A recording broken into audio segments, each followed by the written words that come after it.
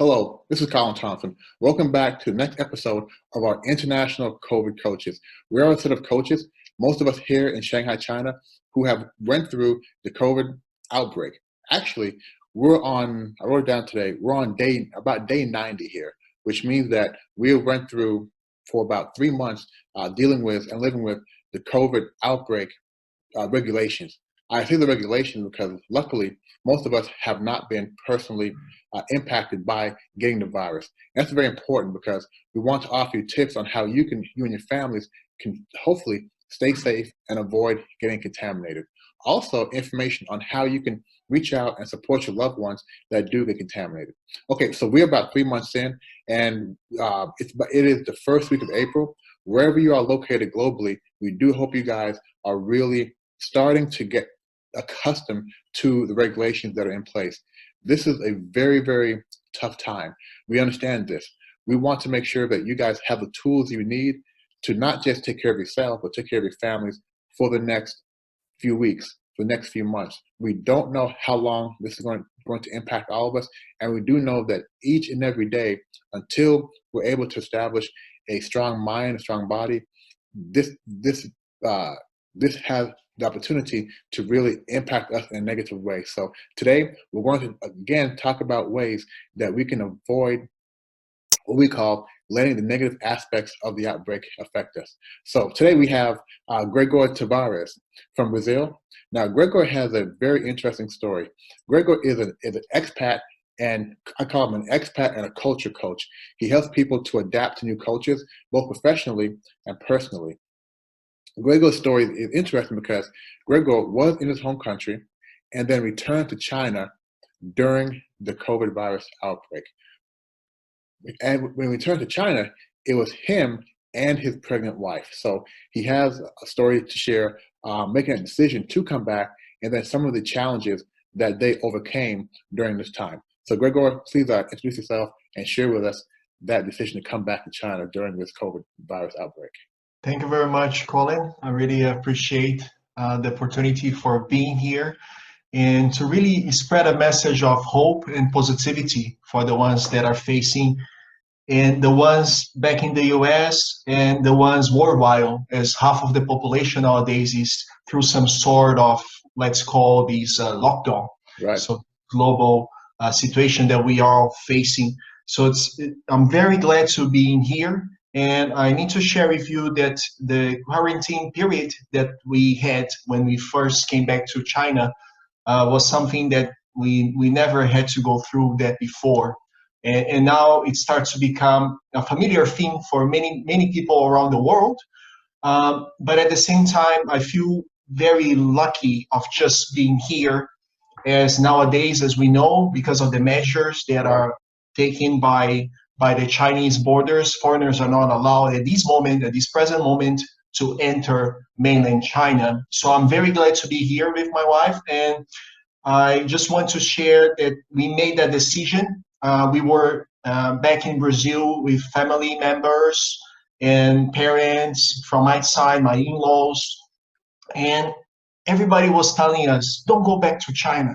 You know, the things are getting crazy there, and you don't know what's going to happen. Your wife is pregnant. You guys are going to have a baby in a couple of months. And we just, the whole sense of personal space was telling ourselves, like, okay, life goes on. We will adapt. Whatever that we need to go through, we will go through. But life is waiting for us there. And we decided to come back. Our flight tickets were canceled several times until we were able to go through it.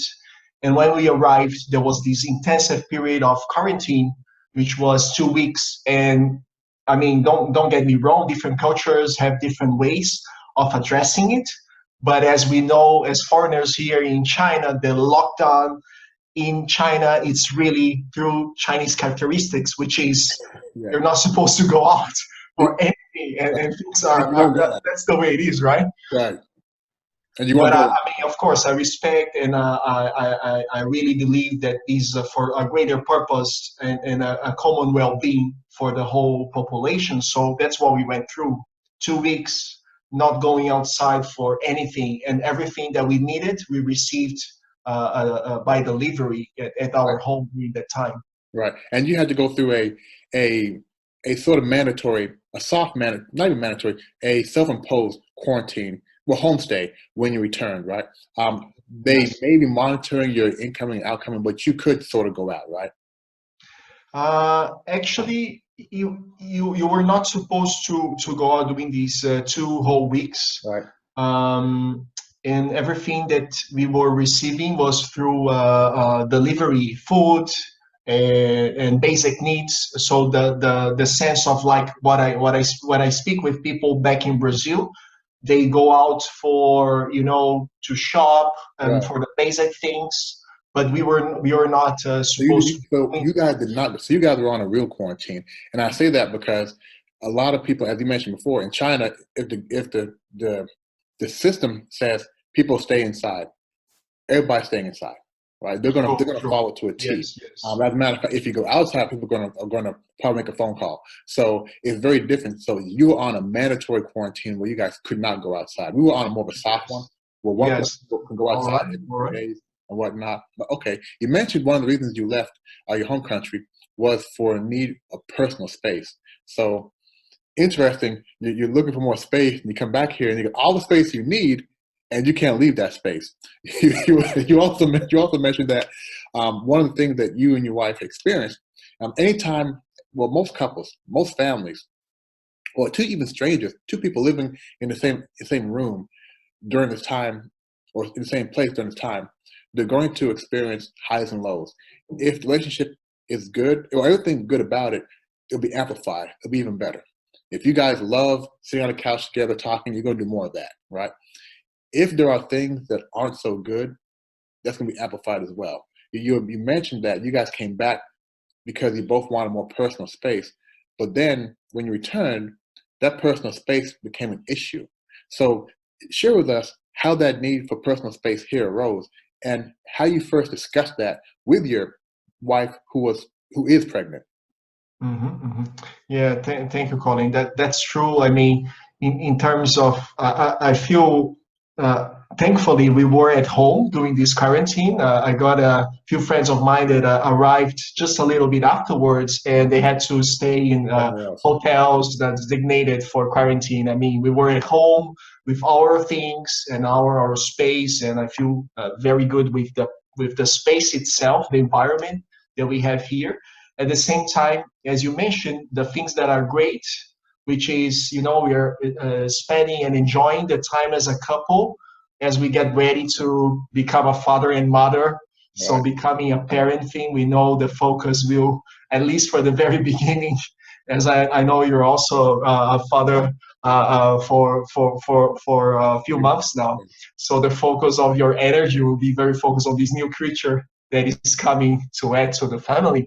So there was this enjoyment time, which was great, but at the same time, the intensity of the hours that will be together when we think about people going outside to their office and coming back home. Suddenly we were 24/7 together, and I really need to share that although I'm not able to understand all the body changes that she's going through. My role is just to accept and support the best way I can.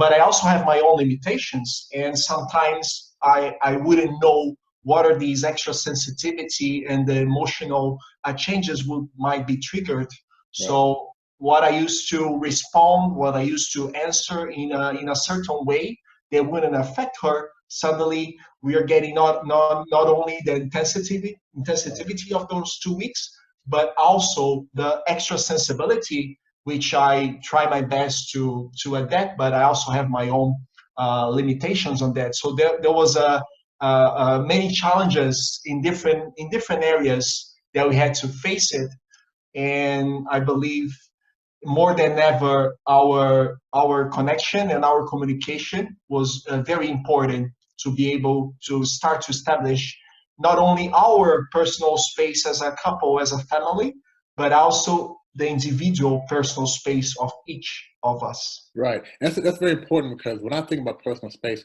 I think about, this is my area. This is my area. Not so much, and that area may be my bedroom, my man cave. but not so much my individual, what half a meter in front of me, half a meter around me. Because he shared a story earlier when we were talking about how a simple thing like watching TV together can be an invasion of personal space. He mentioned that you guys didn't have a fight for the remote control, but you had a fight for the remote control, right?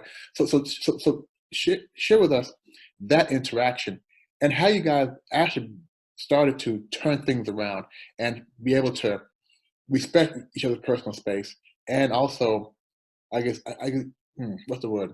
Also to contribute to each other's personal space. How did you do that? Right. Yeah, that example that you gave, it's very important for us to help to visualize. I'm just going to ask your permission to just share one of the things. It's Okay. kind of a map that can help us to find ourselves into our personal space. Would that be all right? Yeah, absolutely. This is the Bagu map, right? Which is a part of the feng shui. So what you're doing is you use some Western techniques and some Eastern techniques. So I think these Eastern techniques would be good for us to take a look at. All right. So in these terms of the personal space and in our life areas, it's a very common thing. We as coaches, we very often come across the wheel of life. Right. And in China, we got something which is quite similar, even the shape of it, even you can say even the colors of it. In the Western world, it's mostly known by its usage in feng shui, which is feng, which means wind, and shui, which means water. So basically it tells, if we got from the integrated medicine perspective, we can look at acupuncture, which is the balance and harmony within our body. And the feng shui, you can say, is the harmony of your personal space, of your outer environment, and how you can balance those.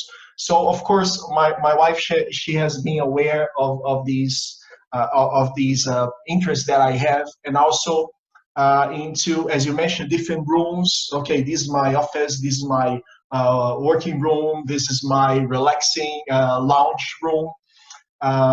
She also decorated some different rooms, showing different colors and different shapes and even different materials, because they also put like a meaning behind.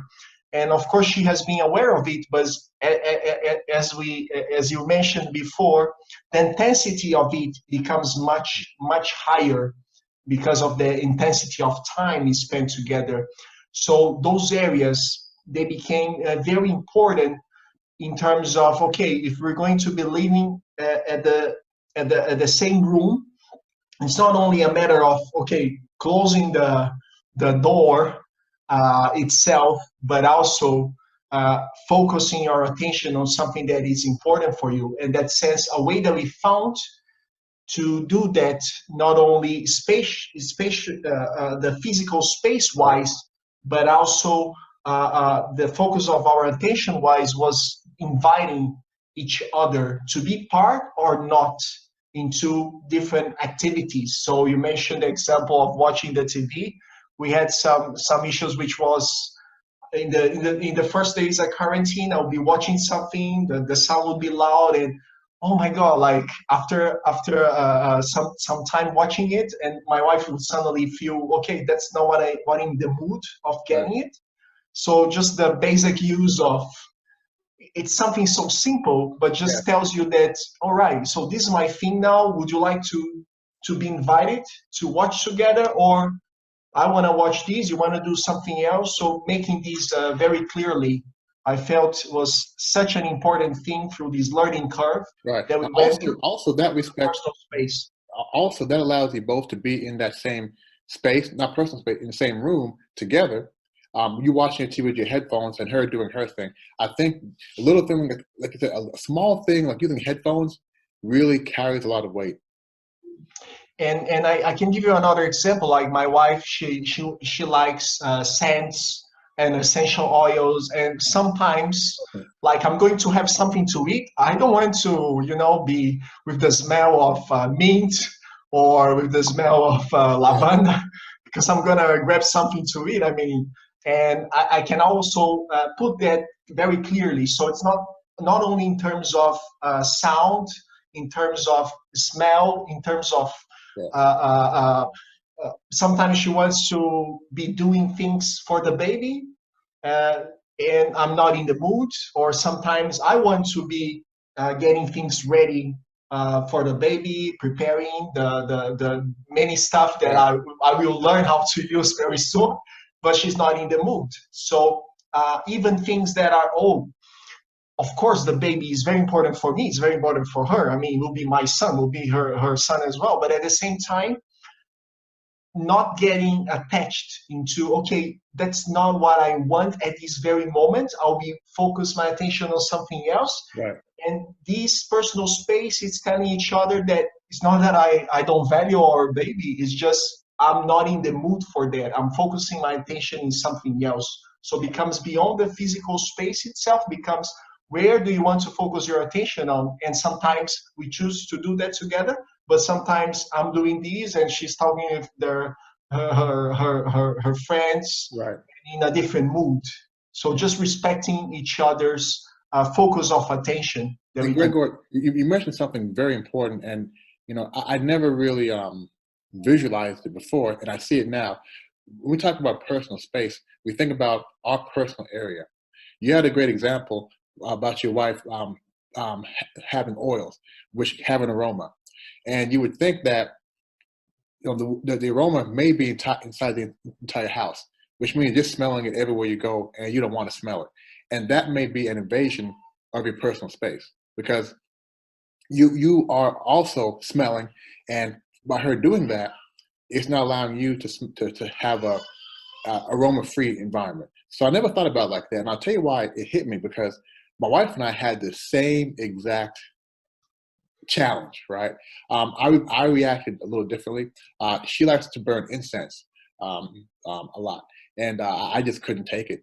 And unlike you, our incense just went missing. She would ask me, "Where is it?" I was like, "Where's what?" Right? I have no idea what we're talking about, right? So, and she knew, right? But it was because, it was because we didn't realize that. Well, she didn't realize that the smell you may burn in one room, it carries the entire place, and it may not be comfortable for other people. So perhaps I didn't do the right thing by just taking it away. But I think because you and your wife had that conversation, right? That really helped you guys to uh, to learn the true aspects of personal space and to respect it a little more. Now on your wheel here, on the Bagua, which aspect really touches into that personal space, that wellness zone? Yeah, I need to share that just to give a quick view of what is this map about Right. of our own individual personal space that is also connected then with others. So when we are aware on, we can see here on the left side, it's basically talking about your orange. Where do you come from? This will be what you receive out of it. When you're born in this world, what you receive from your parents, your grandparents, the culture that you're born with, whatever are the heritage that you receive, and it's more connected with the past. And then on the other side, you see on the right side the creativity part.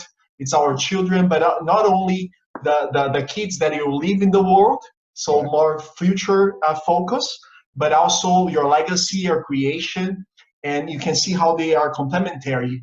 And then on the bottom side, we can talk about the career, the work. So pretty much the effort that you put, and also the how you plant, how you cultivate it. And then on the upper side, you see the achievement, the success, the recognition, which is related with this harvesting the fruits out of what you planted on the work area. So in these interactions, you can see that when it comes to the workspace, we have a space where we need to figure out, okay, I'm going to have this call, so I share with her what is my agenda, what I have scheduled, and she also shares with me. And of course, sometimes we need to adapt something here and something there. So I things that I wouldn't have to communicate with my wife. Okay, I have this meeting here, and I have a group call later on, and I will need to have more attention. So I don't want to be interrupted because I'm writing. I'm writing a content. I need to be 1 hour focused, no interruptions whatsoever. and a sort of things that I wouldn't in before everything went through the lockdown period and the COVID-19 situation that we are all going through worldwide.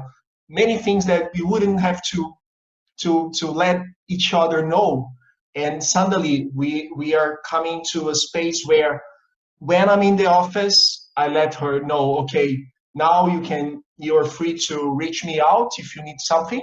Right. But this 1 hour, I need to allocate with her, not only the room it's been scheduled, but my attention, it's over here. And I don't want any lavanda or mint Right. scent Yeah. into the space, not only with the smell itself, but with the focus of your attention will be towards here.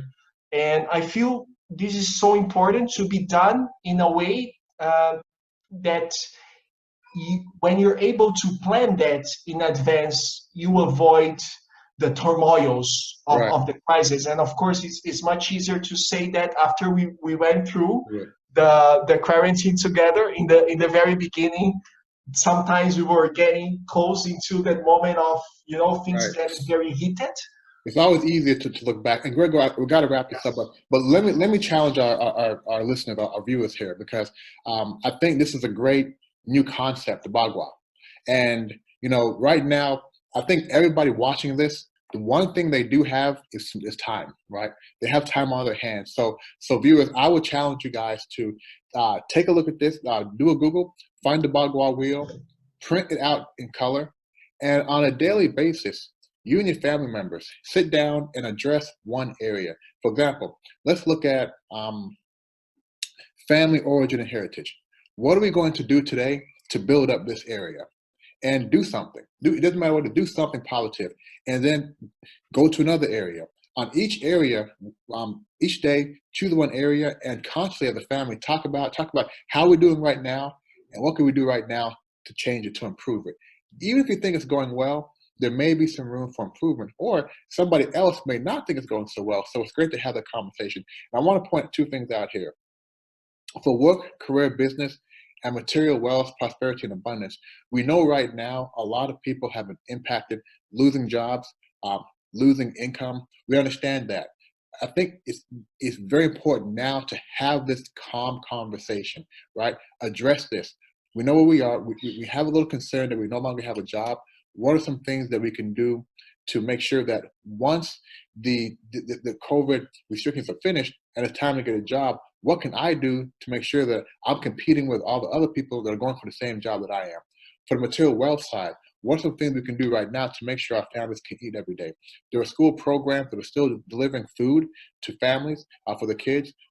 Find out what's taking place in the community to make sure that you're still able to keep the money that you have and not spend on food if you can find some ways of being a part of that program where your children can still get their food. So I would recommend addressing each one of these on a different day.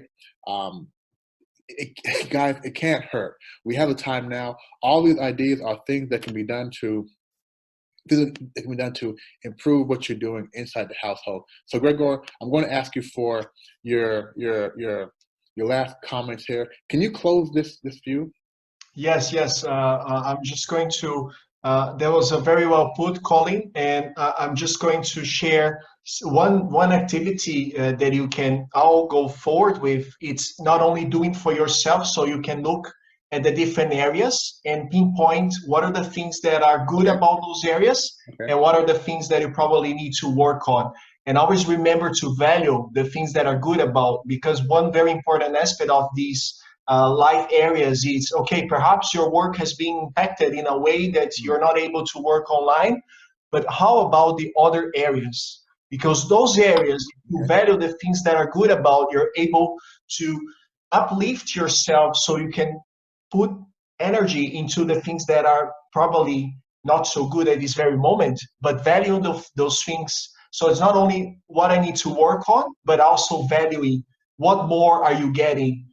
So from my side, I just had a call last night with my grandma, and of course she's worried about all the greater family but I was able to connect with her in a way that probably it wouldn't be possible if we were not facing this situation. So just the sense that doesn't matter where you are, we are not in this alone. We can always share that. At the same time, when we are able to share this in a greater sense of being this crisis that we are facing globally, we are also able to, once we recognize we're not that then by ourselves, Right. to give us the personal space of what is individually needed at this moment. So I would just like to add, Colin, that not only things that we can work on, but also things that you're valuing, that you're grateful for in each of those areas that are very important. And then you can share that with the people that are living with you, your family members, your loved ones, and even your friends. You can share what your findings, so you can see what are the things that you're not looking at from a different perspective. I'm just going to close this here. Yeah. And yes, my message to the people that are able to see these, it's really in the middle of it, in the middle of the bagua, it's our health. And this is not only about physical health. Physical health, we are taking social distancing measures, we are taking, the precautions, washing hands and alcohol and all these physical aspects of it. But in the middle of it, through this Asian knowledge that started from 5,000 years ago, tell us what is important for every human being to be in harmony. And now we are seeing a situation that really calls each one of us attention to ourselves, because we need to spend times with ourselves. So when we look beyond the physical aspect of our physical health, but looking into our emotional health, also our mental health, and doesn't matter what is your religion, doesn't matter what is your belief, your spiritual health, which is connected with what is the purpose. And there's no right answer. For every single one of us has a different answer. We have 7 billion different answers for this question. But what is the purpose of this time that you're being forced or chosen to stay with yourself or with your loved ones? Right. So taking this chance of really bringing some sort of meaning, and you will choose what is this meaning, and this map can be a tool to give you some guidelines.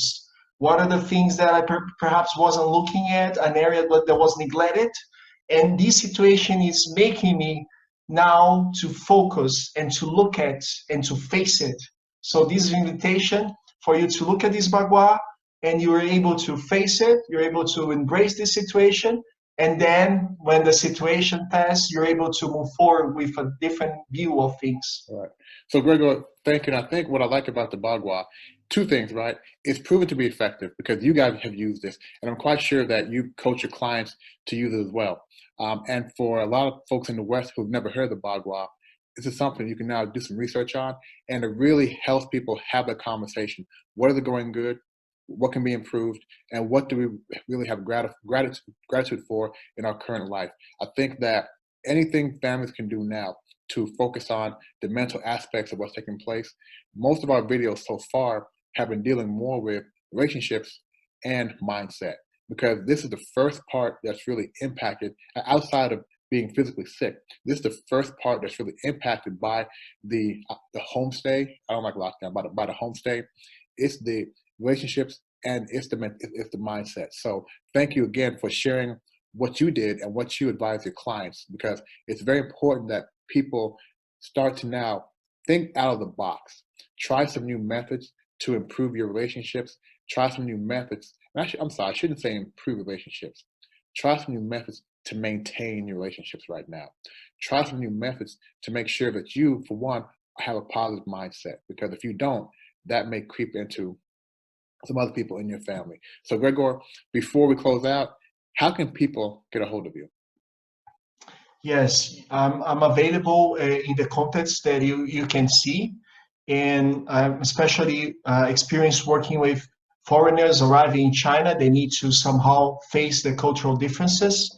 And I just want to share something real quick regarding the Bagua itself, which is giving you an opportunity to look your life as a whole. And don't get me wrong, we are all humans.